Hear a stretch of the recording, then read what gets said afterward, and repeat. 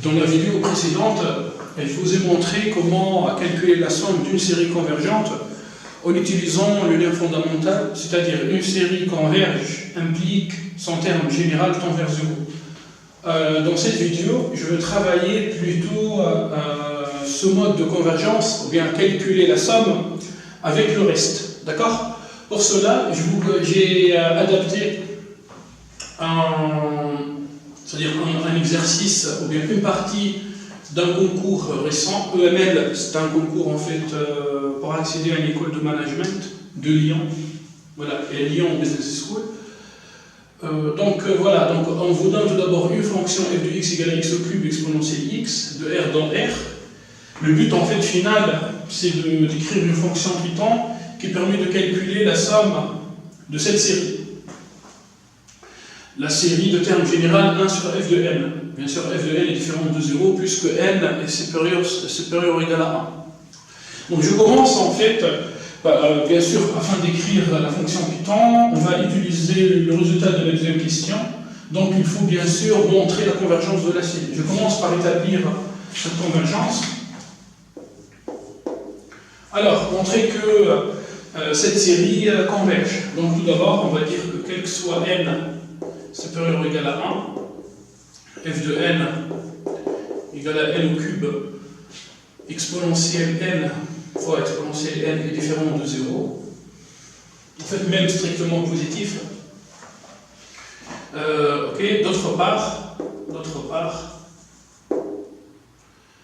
n au cube 1 sur f de n peut s'écrire comme n à puissance moins 3 exponentielle moins n. Et cette quantité, c'est clair que cette quantité peut s'écrire comme petit tout de 1 sur n au carré. Bien sûr en plus l'infini.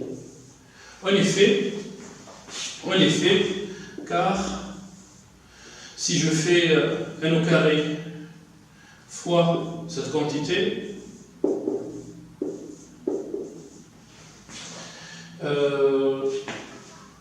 ce qui donne exponentiellement n sur n, en fait ça tend vers 0, quand n tend vers plus l'infini. Enfin, puisque exponentiellement n peut s'écrire comme 1 sur exponentielle n, d'accord. Or, la série 1 sur n au carré converge, enfin, d'après Riemann, série de Riemann avec alpha égale à 2 supérieur strictement 1, on peut dire que d'après le critère de convergence des séries à terme positif, cette série converge.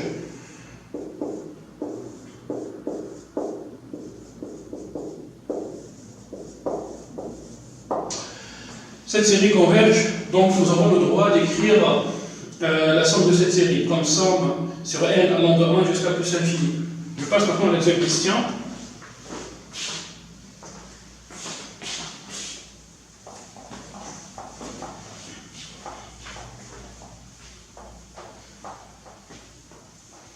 Donc, montrer que quel que soit n supérieur ou égal à 1, s moins cette somme partielle est inférieure ou égale à cette quantité. Je commence tout d'abord par s. S s'écrit comme somme allant de 1 jusqu'à plus l'infini, de 1 sur f de n. Je scinde cette somme en deux. Une somme sur k allant de 1 à n, 1 sur f de k, plus le reste d'ordre n. Le reste d'ordre n s'écrit comme une somme allant de n plus 1 jusqu'à plus l'infini de 1 sur f de k. En fait, ici, tous les termes sont positifs, donc s moins cette quantité est forcément positif. Donc, disons que cette valeur absolue ne sert à rien. Donc on peut dire alors, donc S moins cette somme partielle est égale à ce reste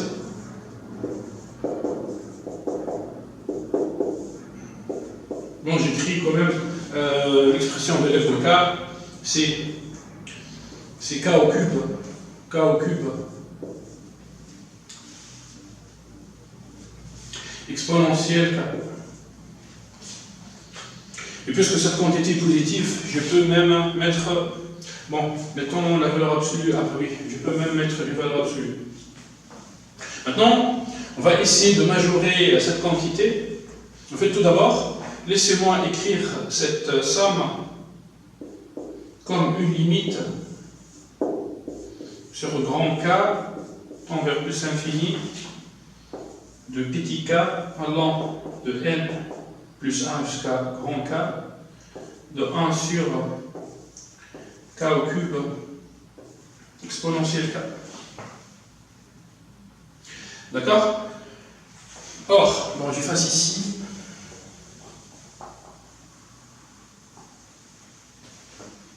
Or, on peut majorer 1 sur k au cube exponentielle k par 1 sur exponentielle k.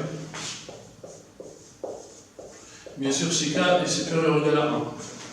Voilà pourquoi la valeur absolue de S en bande de 1, enfin somme 1 sur f de k est inférieur ou égal à la limite quand grand K tend vers plus infini de cette somme. Ici, au lieu de mettre 1 sur k au cube exponentielle k, je mets 1 sur exponentielle k. Ça vous rappelle quoi? Ça vous rappelle une série géométrique d'horizon en valeur absolue inférieure strictement à 1. Donc, cette quantité, ça va donner, enfin le premier terme c'est 1 sur exponentielle petit n plus 1 fois 1. N'oublions pas que 1 sur e est inférieur strictement à 1. Donc 1 moins 1 sur e.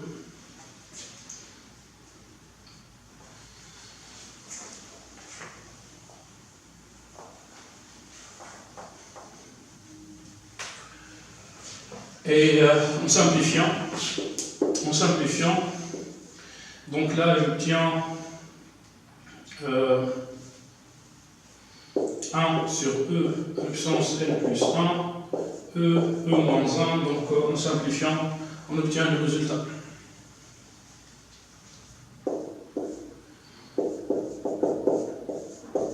Voilà. Passons maintenant à l'implémentation, donc écrire une fonction Python qui calcule S à une valeur approchée de 10 puissance moins 4.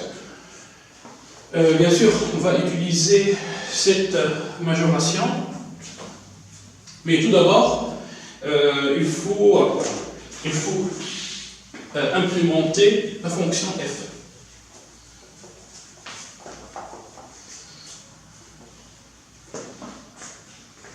Donc, def f de x de point, je respecte la notation, vecteur est x, étoile, 3,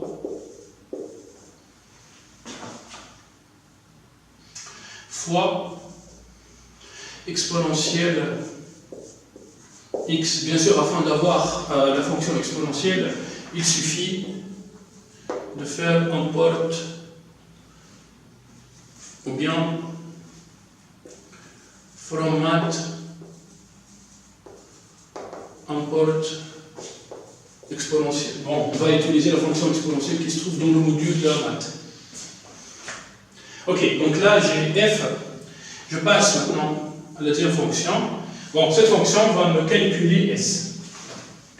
Bien sûr, en utilisant le reste, une caractérisation sur le reste d'ordre n.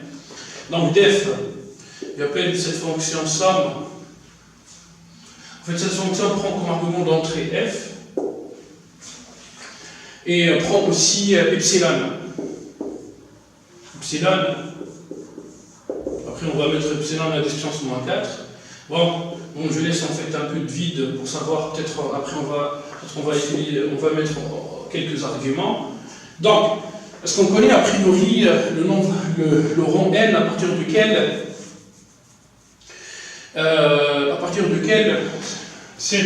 le reste tend vers 0? Bien sûr que non.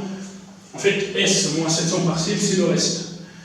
Bien sûr que non, donc voilà pourquoi on va utiliser une boucle while. Mais une boucle while sur quelle quantité? Une boucle while sur cette quantité. Alors, donc while, puisqu'en fait on va faire ça, epsilon.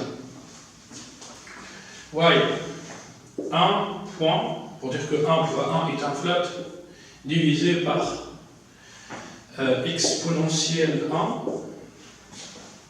moins 1 fois exponentielle n. Bien sûr, en fait, on a chargé la fonction exponentielle depuis math avec cette ligne. Ok, donc en maths, si j'ai inférieur ou égal, donc dans la boucle while, je vais mettre la condition à l'envers. Donc supérieur strictement à epsilon. N'oubliez pas les deux points. Qu'est-ce qu'on va faire à l'intérieur de la boucle while? Je veux calculer cette somme. Alors, donc, je fais quoi? Je mets S égale à S plus. Bien sûr, là, regardez mes vidéos précédentes où j'explique comment calculer la somme de n réel. Donc S égale à S plus, puis je mets la quantité sous signe somme. Donc, 1 point divisé par f de n. Bien sûr ici en fait le comparateur va me dire mais c'est quoi S? Donc je vais mettre S tout d'abord à, on va mettre S puisqu'on va commencer à partir de là, je vais mettre S à 0. Le compilateur ne connaît pas n, donc je commence par n égale à 1. Donc en fait, tout d'abord je calcule le premier terme, 1 sur f de 1, et avant de sortir de la boucle, j'incrémente n. D'accord? À l'instant où cette quantité devient inférieure à epsilon, je sors de la boucle while, et avant de sortir de la fonction, je mets ici le terme S. Est-ce que ça va marcher? Oui. Maintenant, en fait, on a utilisé epsilon. Voilà, il suffit juste d'avoir f et epsilon, et ces deux arguments sont largement suffisants pour obtenir la somme. Ok? Il reste 1 minute.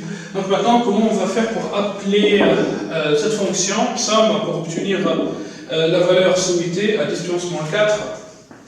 Donc il suffit d'implémenter, d'écrire ce bout de code sur votre environnement de développement intégré, Spider ou bien Piso, utilisé pendant les oraux de Centrale et les Arts d'Amitié à Paris, pendant l'été, mais surtout pour les admissibles.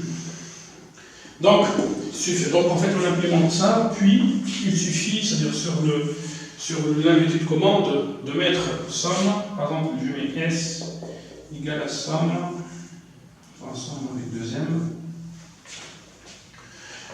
F, puis je mets 10, étoile, moins 4. Voilà, et comme ça on peut calculer la somme d'une série convergente, mais cette fois